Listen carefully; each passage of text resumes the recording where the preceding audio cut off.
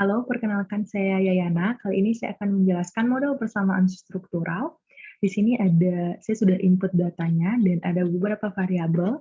Variabel yang pertama yang akan saya masukkan adalah FSC atau singkatan dari Flexible Supply Strategy via Flexible Supply Contracts. Nah,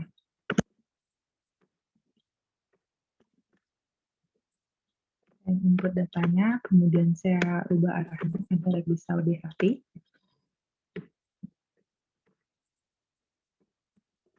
Kemudian kita akan rename menjadi flexible supply.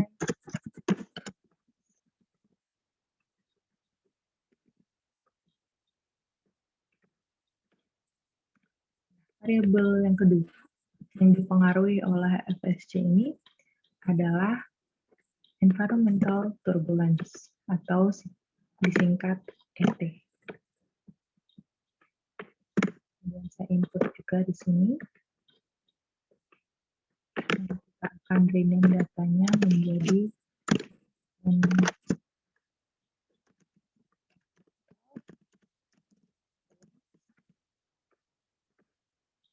ET ini mempengaruhi variabel CC atau competitive advantage. Kita input datanya, ubah arahnya agar bisa lebih rapi, dan kita rename menjadi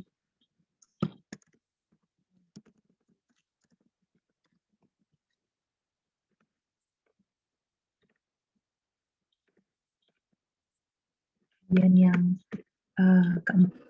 competitive advantage ini mempengaruhi yang namanya flexible manufacturing process atau disingkat FPM.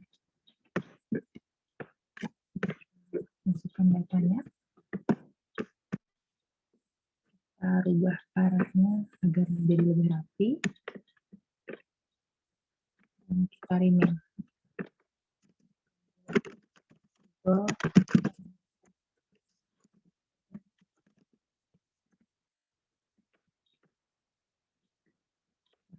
Di sini kita akan connect atau hubungkan. Yang pertama, flexible supply contracts. Nah, jadi kontrak yang fleksibel dengan supplier ini mempengaruhi environmental turbulence. Nah, seperti apa? Misalnya, misalnya kita memiliki hubungan yang baik dengan supplier dan akhirnya supply untuk membuat bahan kita itu diberikan secara tepat waktu dengan kualitas yang bagus, sehingga permasalahan-permasalahan untuk membuat produk itu kan tidak ada jadinya ya. Jadi kita bisa bersaing dengan kompetitor, kita bisa memberikan produk kita kepada konsumen dengan lebih baik. Jadi kita bisa meminimalisir masalah-masalah tersebut. Seperti itu. Nah, lanjut dengan minimalisirnya masalah-masalah tersebut, maka keunggulan kompetitif kita itu menjadi meningkat. Jadi misalnya nih, produk yang kita ciptakan itu, produk yang kita produksi itu sesuai dengan waktu yang tepat, kualitas yang bagus, sehingga kita bisa bersaing dengan kompetitor dengan harga yang bagus, kualitas yang bagus, image perusahaan bisa menjadi lebih baik, dan profit yang dihasilkan perusahaan juga menjadi lebih banyak. Nah, jika competitive advantage perusahaan bagus, maka tentunya kita bisa memiliki proses manufaktur yang lebih fleksibel. Bagaimana contohnya? Tadi kan misalnya dia memiliki profit yang bagus, sudah mengetahui keunggulannya apa, kelemahannya apa, atau kekurangannya apa, kompetitornya seperti apa, yang diinginkan konsumen seperti apa, image perusahaan sudah terbentuk seperti apa. Jadi misalnya dia ingin melakukan perubahan-perubahan untuk menaikkan profitnya, dia mengetahui nih di mana perubahan yang harus dia lakukan agar bisa bersaing atau bisa menaikkan profitnya. Seperti itu. Nah, tidak hanya competitive advantage yang mempengaruhi flexible manufacturing process. Nah, flexible supply contract ini tentunya bisa langsung mempengaruhi flexible manufacturing process. Misalnya bagaimana? Misalnya kayak tadi contohnya di awal, jika supply yang dikirimkan oleh supplier itu atau bahan baku yang dikirimkan oleh supplier itu datang tepat waktu, dengan kualitas yang bagus, tidak ada kerusakan, maka tentunya proses manufaktur juga berjalan dengan tepat waktu dan bisa sesuai dengan rencana. Itu. Kemudian environmental turbulence ini juga mempengaruhi flexible manufacturing process. Misalnya seperti apa? Environmental turbulence salah satu contohnya itu misalnya ada perubahan teknologi.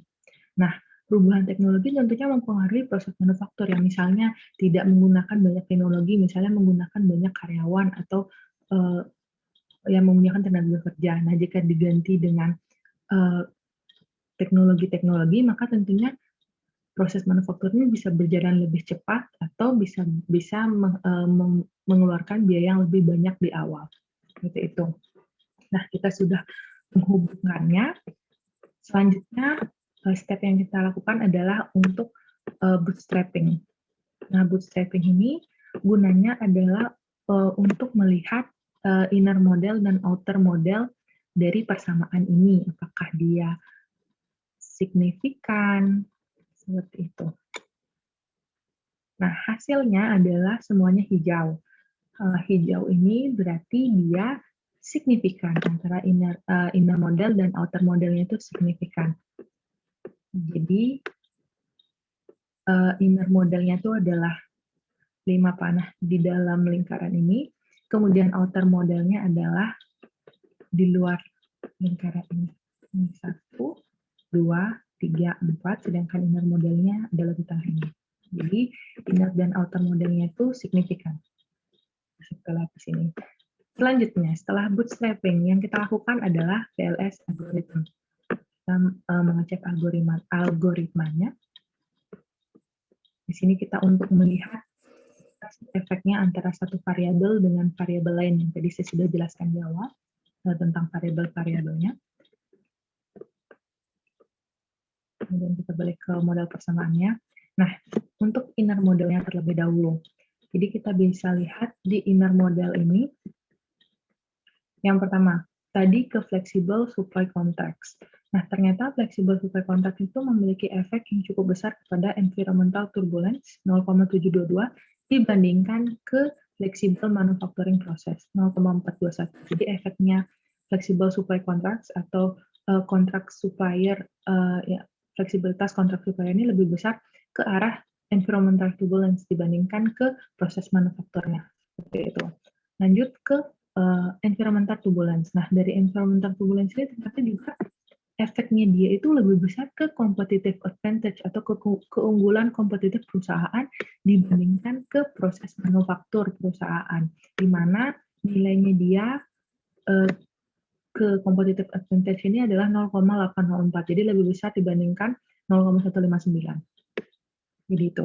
Kemudian competitive advantage ini juga memiliki efek sebesar 0,299 ke flexible manufacturing process. Kemudian lagi, jika kita lihat ketiga variabel, yaitu yang pertama competitive advantage, environmental turbulence, dan flexible supply contract, pengaruhnya kepada flexible manufacturing process ini, kita bisa lihat bahwa ketiga ini yang paling besar nilainya adalah antara flexible supply contracts ke flexible manufacturing process.